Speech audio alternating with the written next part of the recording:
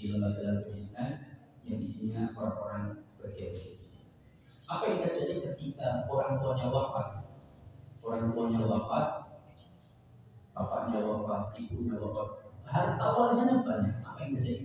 Anak tidak mampu mengelola harta. Bisanya adalah menghabiskan sebagaimana dulu dididik oleh orang tuanya. Pokoknya apapun keinginannya dipenuhi. Dua salah. Yang jual uangnya habis, jual tanah, jualnya juga saat SMP laku, cepat dapat duitnya. Habis, jual rumah satunya habis, jual sekolahnya. Sekarang dulu anaknya cuma dua, laki-laki semua. Sekarang tidak punya rumah dua. Bahkan kalau kadang untuk menyambung hidup, jualan pakai gerobak di gereja. Pada bulan aja orang mondoknya itu di pondok, apa namanya, kakaknya itu mondok di pondok elit, dia adiknya mondok dengan saya. Itu apa namanya, kondisi seperti itu. Ini kesalahan orang tua di dalam muncul anak. Kaya boleh, tapi jangan mungkin mendidik anak itu di luar batas kewajaran. Dikit-dikit makan di restoran luar, bikin anak tidak kasar di rumah. Betul. Makanya kadang dapat istri anak orang kaya ini bukan pasti itu tidak tergantung orang tua ini. Kadang suka lewat, dikit-dikit makan di rumah nggak mau, makanya di luar terus. Itu kalau suami pas-pasan jebol ya, bisa bantu. Maka ini yang kadang-kadang kurang diperhatikan. Saya pernah dapat keluhan seorang suami, Ustaz, bagaimana hukumnya saya menceraikan istri saya? Nggak tahu punya bayi gitu ya, baru umur 3 bulan, keluarganya pada posisi Singapura, dia tetap nekat berangkat. Padahal saya nggak boleh. Jadi hobinya itu adalah pelesiran. Ini betul hobinya Singapura, ke Malaysia, sana, tuntutannya tinggi. Untung suaminya kaya, tapi suaminya nggak senang. Kenapa? Seharusnya dia bisa dididik anak di rumah, malah pokoknya hobinya itu pelesiran. Pokoknya bulan-bulan itu senang. Tapi kalau suruh dia di rumah, gerak seperti ini, kerangkeng.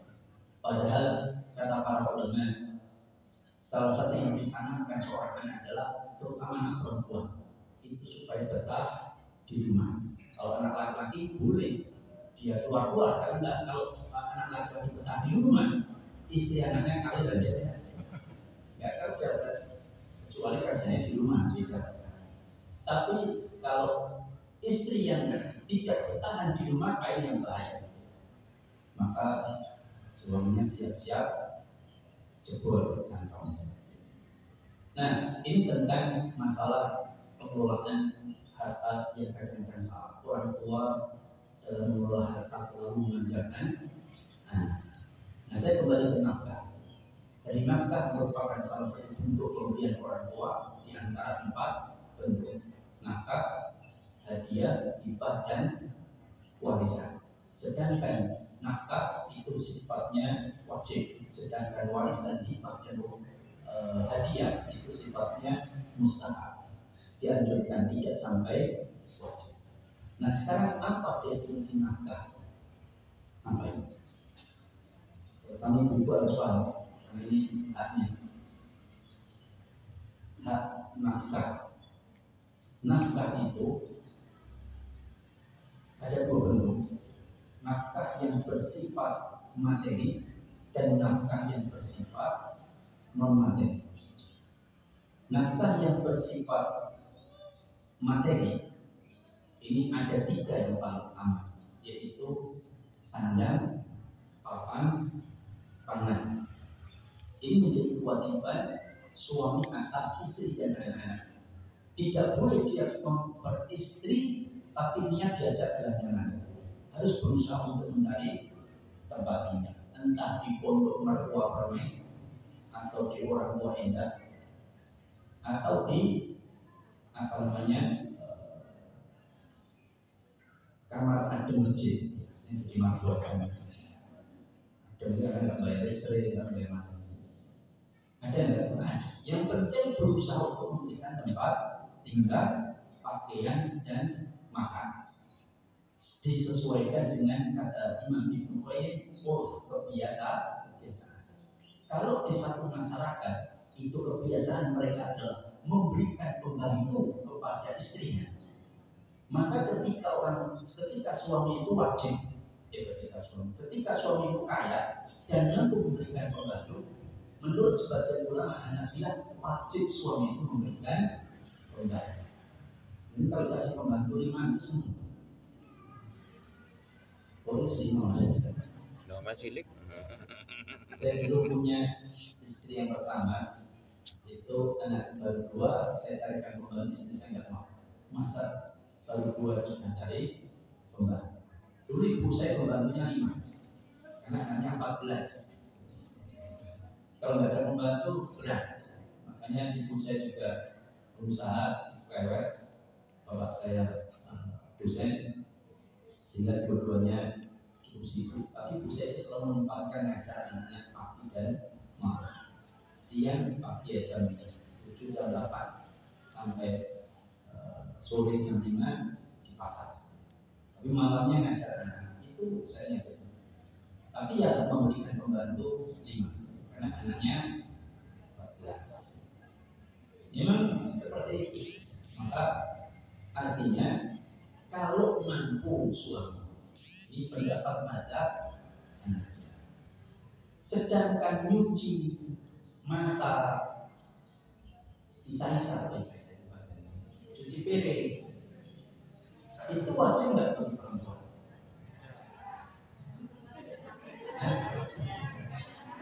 Apakah perempuan wajib isa-isa? Ada yang berpendapat mencuci pakaian itu bukan kewajiban istri.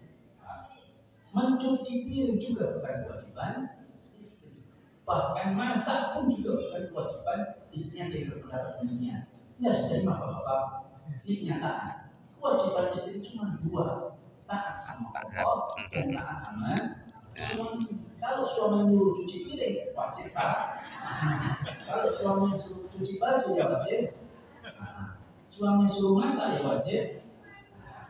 Ini saatnya cuma ketaatan kepada Allah dan suami. Betul. Nah, artinya ini tentang nafkah yang bersifat materi, sandang, papan, pangan.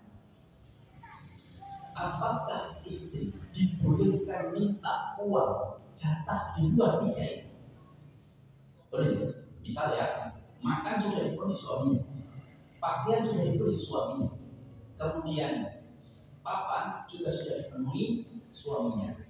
Mungkin hal yang diperdebatkan para ulama, misalnya masalah kesehatan, masalah perawatan tubuh, sudah dipikirkan suami. Bolehkah istri minta jatah 5 juta per bulan misalkan? Di luar dari nafkah itu boleh?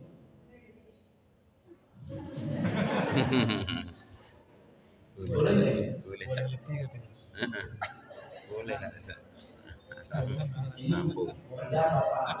Saya mau menyampaikan saja. Jangan marah saya. Para ulama mengatakan seorang istri jika haknya sudah dipenuhi, yaitu sandang, pakaian, sandang, papan, pangan, kesehatan kosmetik atau perawatan tubuh itu sudah dipenuhi oleh suami, tidak boleh dia menuntut di luar dari haknya. Tapi jika suami pengertian, lalu istri dibekali duit tiap bulan 20 juta maka itu kebaikan suami. Semakin besar perhatian suami terhadap harta untuk istrinya, itu menunjukkan semakin besar cinta suami kepada istri. Tapi tidak serta-merta seperti itu. Tapi artinya terkadang terlihat dengan pemberian suami kepada istri.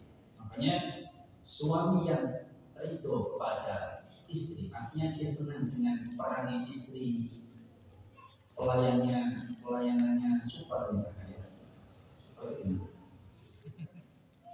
Saya itu ada seorang ibu-ibu yang menyampaikan kepada saya, Ustaz, apakah saya sudah menjadi istri yang solehah? Kenapa? Pertama, saya selalu taat sama suami, Ustaz, alhamdulillah. Yang kedua, setiap hari saya selalu jajan di rumah. Dan setiap malam saya sebelum tidur, saya menyiapkan diri saya untuk mandi, dandan yang cantik, dan setiap mau tidur selalu suami saya bilang, Mas, ngerasain pembuatan.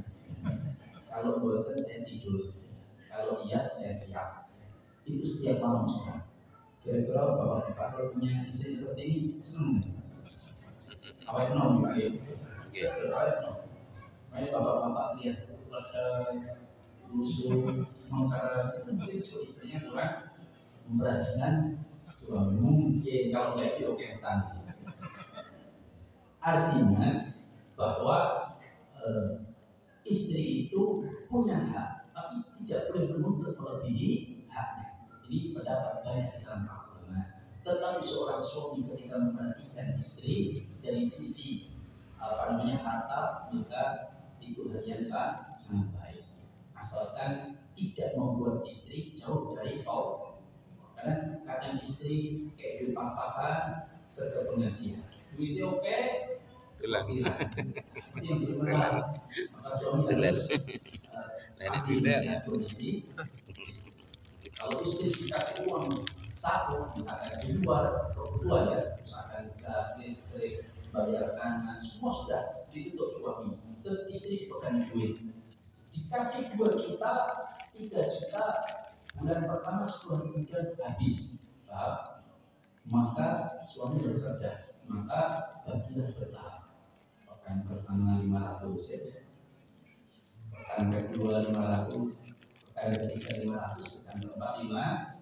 Ini contoh, ini pengalaman bukan. Maksudnya saya memberikan contoh bagaimana suami harus cerdas dalam mengelola. Ada itu di Jakarta, suami kasihkan ATM-nya gajinya seluruhnya kepada istri. Kemudian kalau beli tanah, beli rumah, saking cintanya kepada istrinya. Kebetulan suami wajahnya pas-pasan 65 mungkin, tapi istrinya sangat super cantik. Dia ingin membahagiakan istri dengan beli tanah, beli rumah di atas nama istri semua untuk menunjukkan rasa cinta. Habis itu tinggal pergi. ATM yang dibawa, rumah yang dijual, kemudian diberikan hal yang lain, wah ini bermasalah. Itulah. Saya sampai ditanya oleh seorang suami, Ustaz, saya menikahi janda. Ketika dia minta mahar besar mahar 25 juta plus 1 motor. Terus malam pertama minta di hotel. Oke, di hotel saya bayar semua. Setelah selesai malam pertama minta cerai. Jadi betul ya, minta cerai. Saya tidak mau menceraikan Ustaz, tapi dia untuk foto yang minta cerai. Kalau tidak mau, sudah aku pergi dulu. Dan tidak kembali. Boleh melarikan diri. Sebutnya itu 25 juta sama motor. Karena nikahnya juga nikah tidak resmi, tidak pakai surat-surat di KUA, tapi nikah di bawah kanan kiri. Sehingga suami juga senang. Orang Ayu mau sama dirinya, padahal dia cuma 5,5, 9. Mau minta mahar apa besar, kasih. Setelah dikasih, karena nikahnya juga di bawah kanan. Habis itu minta malam pertama di hotel, bahkan Ustaz, malam pertama baru sekali mau minta lagi, dia sudah mau pokoknya minta. Ini pagi-pagi sudah tidak ada, sudah pergi belikan diri. Wah itu berat. Maka ini tentang bagaimana hak istri itu boleh dituntut, tapi lebihannya tidak boleh. Ini tidak boleh menuntut sesuatu yang bukan. Tetapi kebaikan bagi suami. Kalau meminta boleh, misalkan Mas, saya dicekli duit nggak Mas? Misalkan ya buat jajan-jajan. Ya ini kalau duit bapak bulan cukup nggak? Cukup nggak ini? Kurang Pak. Tapi dalam bentuk biaya kilo, cairnya nggak cair. Nah, ini tentang nafkah yang bersifat materi. Yang kedua, nafkah yang bersifat non materi. Apa itu? Yaitu nafkah batin dan nafkah dari sisi pergaulan. Dipergauli dengan cara yang makruh. Itu juga nafkah. Tidak boleh istri bertahun-tahun dimaki-maki, istri dianiaya tidak boleh. Ini bagian dari perintah wa asyruhunna bil ma'ruf. Maka pergaulan mereka para istri itu dengan ma'ruf, dengan cara yang baik. Dan sebagai wanita itu bukan pencari nafkah, itu harus dipahami oleh para wanita. Jangan membebankan diri untuk mencari nafkah. Kalau suami sudah cukup, maka apakah boleh membantu? Boleh, selama diizinkan suami dan tidak melanggar. Tetapi kalau terlalu memaksakan diri, misalkan suaminya cukup bahkan berlebih, tapi dia paksakan diri untuk kerja, ya selama suami membolehkan tidak ada masalah dan selama tugasnya tidak terbengkelai. Tapi banyak wanita karir yang tugasnya terbengkelai. Anak malah dididik pembantu, didiknya pakai TikTok, pakai Instagram, pakai sinetron. Jadi berambang kalau diajak nonton, cintaku bersemi kembali. Maka ini membahayakan. Maka ini tugas wanita adalah melahirkan generasi penerus yang diharapkan menjadi qurratan. Ini berkaitan dengan nafkah seorang atau orang tua kepada istri maupun anak, baik yang bersifat materi maupun yang bersifat non materi. Ada pertanyaan?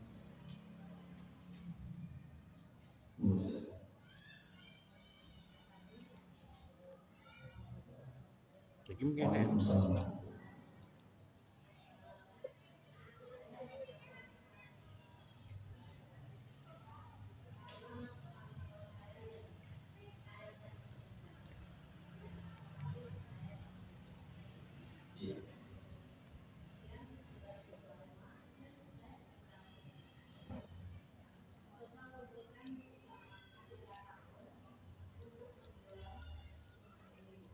ya.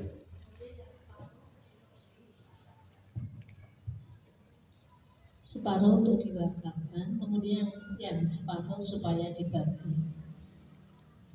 Panggil seorang ustadz, saya di sini benar atau salah? Bagaimana cara pembagiannya? Saya sampai sekarang itu tidak berani karena ibu saya masih ada. Itu bagaimana Kak? Terima kasih. Assalamualaikum warahmatullahi wabarakatuh. Pertama, ketika suami meninggal, maka harta itu menjadi hak ahli waris. Maka salah satu pihak tidak boleh tahu asalnya itu melakukan satu kebijakan yang melebihi haknya dia. Misalkan seorang istri yang ditinggal suami, di mana suami punya anak lagi? Ada. Ketika suami meninggal, itu bapak ibunya suami pada saat suami meninggal itu ada yang masih hidup. Jadi nenek saya, iya. Ibunya suami. Oh sudah meninggal semua. Maksudnya bapak dengan. Bapak saya sudah meninggal. Pada saat bapak meninggal, itu apakah bapak ibunya bapak pada saat meninggal ya? Bukan sekarang, pada saat dia meninggal itu masih juga bekerja. Sudah meninggal. Pada saat meninggal, dua-duanya sudah meninggal. Iya, sudah meninggal. Kakeknya dari bapaknya sudah meninggal juga. Sudah meninggal. Berarti ahli waris cuma istri dan anak-anak. Iya. Maka itu jatah istrinya yaitu ibunya. Itu adalah seperti 8. Sisanya dibagi ke anak-anak. Di mana anak laki-laki 2 bagian, perempuan 1 bagian. Berapa anaknya? 6. Laki-laki berapa? Laki-laki 2, perempuan 4. Maka laki-laki 2 kalikan 2 berarti 2 bagian. Berarti 4 tambah 4 8. Maka sisa 7/8 dibagi 8. Nanti laki-laki mengambil 2 bagian, perempuan ambil 1 bagian. Nah itu haknya. Nah sekarang ibunya ingin mewakafkan separuh, berarti setengah. Padahal haknya dia cuma separuh. Maka mintalah persetujuan anak. Karena ini sebagian haknya anak. Misalkan ibu menyampaikan, Dok, ibu pengen wakaf, berarti 1/8 bagian ibu diwakafkan. kalian mau tidak ikut mewakafkan sehingga totalnya nanti setengah dari harta ini. Kalau anaknya akan rela, tidak ada masalah. Tapi kalau anaknya tidak mau, maka jangan dipaksa. Itu haknya masing-masing. Meskipun para ulama berpendapat bahwa orang tua, ada yang berpendapat orang tua punya hak untuk mencabut pemberian. Sehingga dalam pengelolaan harta orang tua punya kemampuan. Tetapi tetap pendapat yang saya tahu lebih logik itu adalah diberikan dulu kepada anak, perkara anak itu dianjurkan ikut berwakaf, mereka mau atau tidak. Kalau tidak ya, tidak perlu dipaksa. Beda statusnya antara ayah dengan ibu. Kalau ayah itu lebih menguasai daripada ibu, itu dapat seperti paru. Seperti itu. Ya mungkin yang tadi ya, ibu saya itu agak keras dalam arti keras itu masih kekeh, pokoknya separuh. Jadi mungkin kami suatu saat akan mengundang Ustaz itu ke rumah dengan keluarga saya. Nanti saya akan cari info untuk Ustaz itu supaya bisa memberikan masukan dan pengalaman pada keluarga saya. Demikian ya tadi ya. Terima kasih. Artinya maksudnya cocok waktunya saya bisa dan bisa. Kalau saya bisa dan tidak bisa, dengan bisa saya tidak pernah. Ya, terima kasih. Assalamualaikum warahmatullahi wabarakatuh.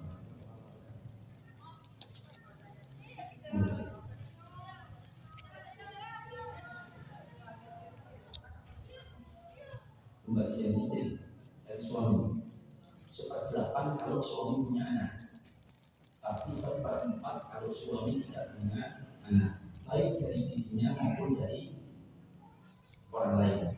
Kalau selama suami itu punya anak, maka bagian istri 1/8. Tapi kalau suami tidak punya anak, 1/4. Tapi kalau bagian orang tua, bapak ibu, pengasalnya 1/6. Kalau hibah ya sekarang kalau hibah itu dengan anak sudah ada pembagian sendiri-sendiri, terus kita mau hibah, si ibu mau hibah itu harus bersetujuan dengan anak-anak semua apa pokoknya saya kepingin anak perempuan lebih banyak daripada laki-laki itu gimana? Hibah bukan waris, hibah Hibah kan harta istri. Harta istri. Bukan harta warisan bukan. Maka dalam memberikan hibah itu ada kaidah hibah. Dulu pernah saya sampaikan kaidah hibah. Sudah belum? Begini, hibah itu punya kaidah. Pertama, hibah itu tidak perlu adanya ijab kabul. Beda dengan jual beli. Dalam arti ijab kabul dengan perkataan. Saya terima barang ini. Kan tidak mungkin saya bawa uang, saya bawa barang, saya masuk kamar anak saya, bilasnya banyak uang, terus saya taruh di handphone saya, ambil duitnya kakak saya 3 juta, terus saya bilang sama uangnya kakak saya, Mas, aku ngejual handphone ke kamu, saya ambil 3 juta duitmu. Padahal kakaknya nggak ada, boleh nggak? Nggak boleh. Tapi kalau dalam hibah boleh. Jenengan datang ke rumah saya meskipun nggak ada, jenengan nyetelkan tengklek sama sate sama gulai di pintu rumah saya, itu ditulisin harga mustahil. Boleh nggak? Boleh, saya tunggu ya. Itu bedanya jual beli dan hibah. Yang kedua, dalam hibah itu dianggap sah kalau sudah diserah terimakan. Kalau belum maka tidak sah. Misalkan Bapak ngasih kamu uang 400 juta. Tapi nanti kalau Bapak sudah gajian masuk gaji 13, Bapak akan kasih uang 400 juta karena Bapak dapat uang pensiunan misalkan 400 juta. Nanti tak kasihkan Bapak. Ternyata mau ngambil hari Jumat karena masuknya uang kemis. hari Selasa nanti. Dia memberikan pernyataan itu hari Senin, maka hibah itu sah, karena belum diserah terima. Ambil itu waris, itu namanya kaidah hibah.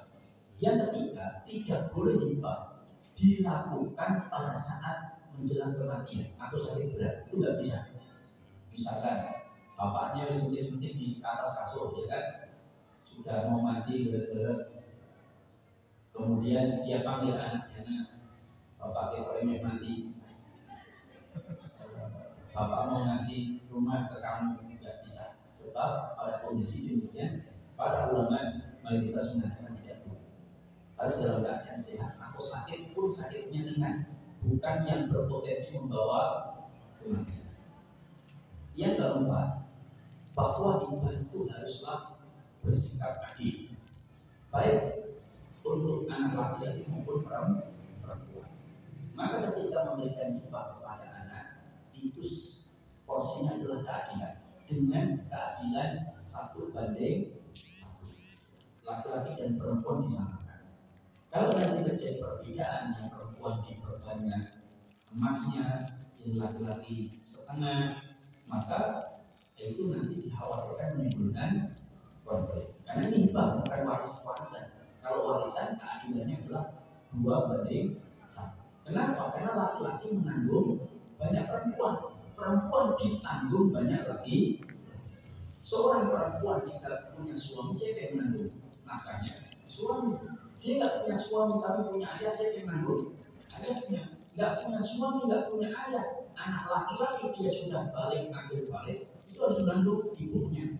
Kalau dia nggak punya suami, nggak punya ayah, nggak punya anak laki-laki, maka sangat dianjurkanlah kakeknya. Jadi bapak.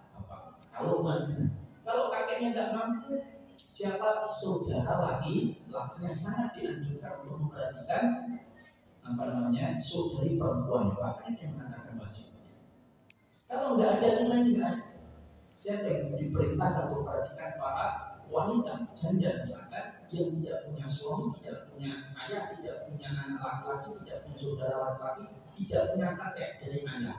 Siapa yang diperintahkan untuk memperhatikan para janda?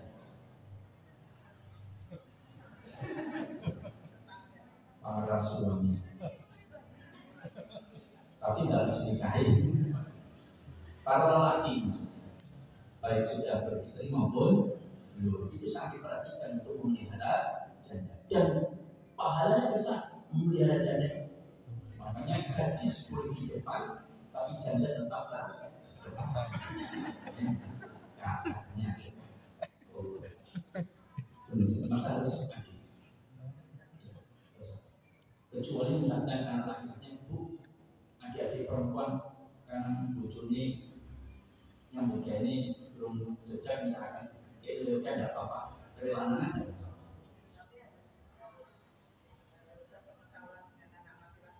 Oh iya, artinya supaya sisi keadilan. Karena begini, Rasulullah itu pernah diminta menjadi saksi. Ya Rasulullah, saya ingin memberikan hibah kepada anak saya. Rasul bertanya, apakah anak cuma ini? Tidak ya Rasulullah. Apakah semua kamu kasih? Tidak ya Rasulullah. Hanya ini. Maka Rasul mengatakan, apakah aku tidak mau menjadi saksi atas kedua ini? Dan banyak riwayat. Sehingga ulama menyimpulkan bahkan misalkan ada orang tua punya anak empat, ternyata anak pertama sudah meninggal. Misalkan punya anak empat, sudah punya anak semua. Anak pertama meninggal lebih dulu daripada orang tuanya, karena bujurnya tidak tahu. Nah, kemudian dia sudah punya anak. Maka ketika orang tua mau ngasih hibah ke anak yang masih hidup 3 orang ini, itu para ulama sangat menganjurkan untuk tetap juga memberi anak yang sudah meninggal, tapi diberikan kepada cucunya. Jadi nanti kita membebaskan kan. Misalkan dia mau ngasih rumah satu-satu, anaknya masih hidup 3, maka kasihlah tanda satu-satu rumah, tapi dibagi ke cucu-cucunya dari anaknya juga menjadi sertifikat dari para ulama. Bahkan sebagian ulama itu sampai mewajibkan, meskipun pendapatnya lebih wajib, itu hanya mustahab. Artinya yang sangat ditekankan saja. Mu'akkadah berkaitan dengan pemberian cucu yang nanti dia terhalang untuk mewarisi. Maka membuat wasiat. Contoh misalnya, ini contoh ya, saya